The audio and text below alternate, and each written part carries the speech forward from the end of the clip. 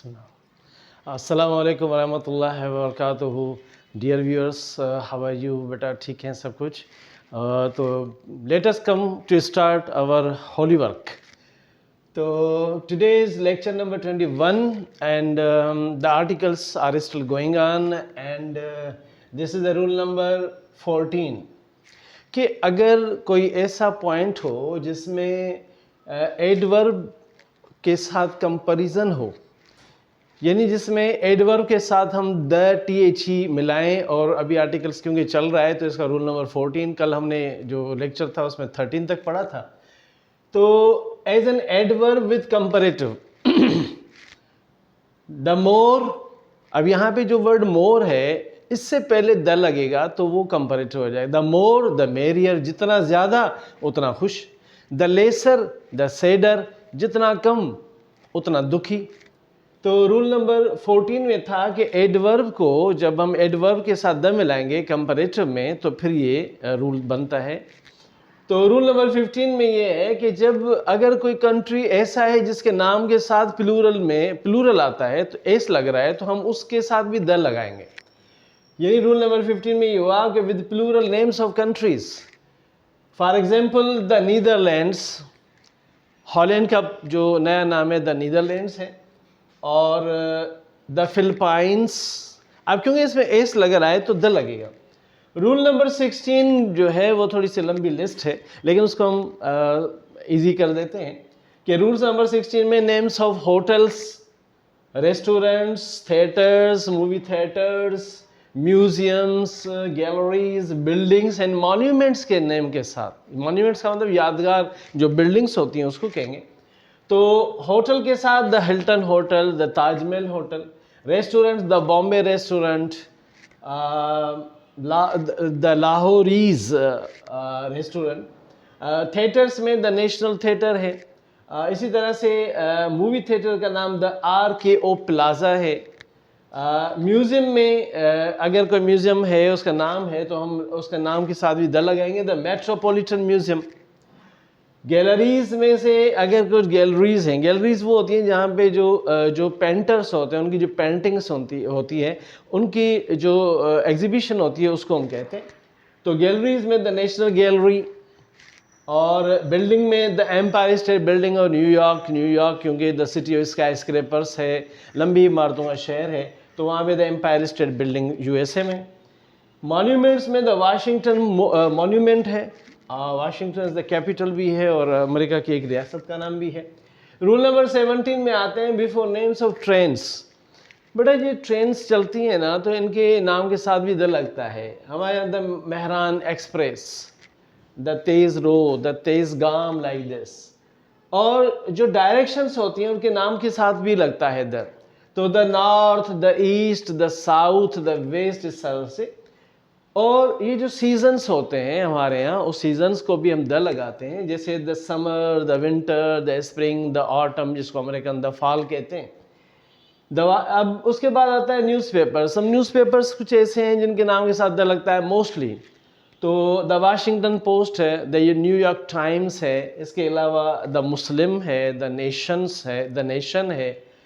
तो उसके बाद कुछ ऐसे डाइजेस्ट या मैगजीन्स भी होते हैं जिनके साथ नाम के साथ द लगता है. मिसाल के तौर पर द रीडर्स डाइजेस्ट. इसके अलावा द न्यूज़ वीक है, द टाइम मैगजीन है, इनके साथ भी द लगता है. अब we have just completed article जो हमारा, there are 2 kinds of articles था. Some scholars says there are three kinds of the articles. एक होता है अ, दूसरा होता है एन और तीसरा होता है द. लेकिन अ और एन को मिला के इसको इंडेफिनिट कहा जाएगा और जो बाकी द वाला है वो डेफिनिट कहलाएगा. वैसे आर्टिकल्स की कुछ और मीनिंग्स भी हम आपको बताते हैं. आर्टिकल्स का अगर गुड्स के नाम से, आइटम्स, चीज़ों के नाम से भी आर्टिकल्स कहलाते हैं. और ग्रामर, इंग्लिश ग्रामर में आर्टिकल्स 2 होते हैं, एक तो डेफिनेट, एक इंडेफिनिट होता है. और दूसरा आर्टिकल हम कॉन्स्टिट्यूशन जो है उसके जो आर्टिकल्स होते हैं उनके फिर जो पेराज होते हैं, यानी कि आर्टिकल ए का 102 जो सेक्शन है उसमें, तो ये आर्टिकल्स कॉन्स्टिट्यूशन की तरफ भी आता है. तो अब आते हैं यूज़ ऑफ इंडेफिनिट आर्टिकल, क्योंकि we have completed just now अभी हमने 17 पॉइंट्स में इसको समअप किया है डेफिनेट आर्टिकल को। अब आते हैं इनडेफिनेट आर्टिकल, क्योंकि इनडेफिनेट आर्टिकल में दो चीज़ें आती हैं, या तो अ या एन होता है। ओ अ प्लस एन, यानी ये दोनों वन की मीनिंग को शो करते हैं। अ वहाँ लगाएंगे जहाँ कॉन्सोनेंट वर्ड हो, मिसाल के तौर पे अ बॉय। अब बॉय का वर्ड बी से शुरू होता है, अ गर्ल जी का वर्ड कॉन्सोनेंट से शुरू हो रहा है, तो इस दोनों में अ बॉय अ गर्ल लिखेंगे। लेकिन आप एक एप्पल इनकपोर्ट या वॉवल से शुरू होने वाला जो साउंड होगा उसमें वन के लिए एन लगाएंगे, जैसे एन एग है, एन एप्पल है। उसके बाद सेकंड पॉइंट ये है कि अगर कोई ऐसा सेंटेंस हो, मिसाल के तौर पे a beggar came to my door yesterday, कि कल मेरे दरवाजे पे एक बेगर आया था। यहाँ पे मीनिंग जो है अ का सर्टेन होगा। सर्टेन का मतलब सम है, कोई उर्दू में उसको कोई फ़कीर आया था मेरे दरवाजे पे कल, तो वहाँ पे सर्टेन यानी कोई की मीनिंग में आएगा। तो इसके बाद फिर a single from the class, अगर एक पूरा तबका है, क्लास है, उसमें से किसी एक की बात करेंगे तो अ लगाएंगे। मिसाल के तौर पे a cow is a useful animal, तो जो गाय है इसको हमने अ लगा दिया, अ काउ, तो इसका मतलब ये जितनी भी काउस की क्लास में से इसमें से हमने एक को चुना। A cow is a useful animal, तो गाय एक मुफीद या फ़ायदेमंद जानवर है। उसके बाद हमने कहा कि रूल नंबर इसका 4 था कि make a common noun of a proper noun, यानी किसी प्रॉपर नाउन को कॉमन बनाने के लिए आप अ लगा सकते हैं। मिसाल के तौर पे अ डेनियल केम टू जजमेंट। अब डेनियल को अगर देखा जाए यानी बाइबलिकल लैंग्वेज में he was a great profit था, उसका नाम दानियाल था, तो उसको हम डेनियल कहते हैं। अब क्योंकि he was the master of wisdom या he was the man of wisdom था, बहुत अक्लमंद इंसान था। अब अगर a Daniel came to come judgement, तो इसका मतलब एक अक्लमंद शख्स फैसले के लिए आया था। यहाँ पे डेनियल का प्रॉपर नाउन दानियाल है, डेनियल, और उसका जो कॉमन नाउन है वो वाइस मैन है। अब यानी हमने इस प्रॉपर नाउन डेनियल को जो है वो कर दिया कॉमन नाउन।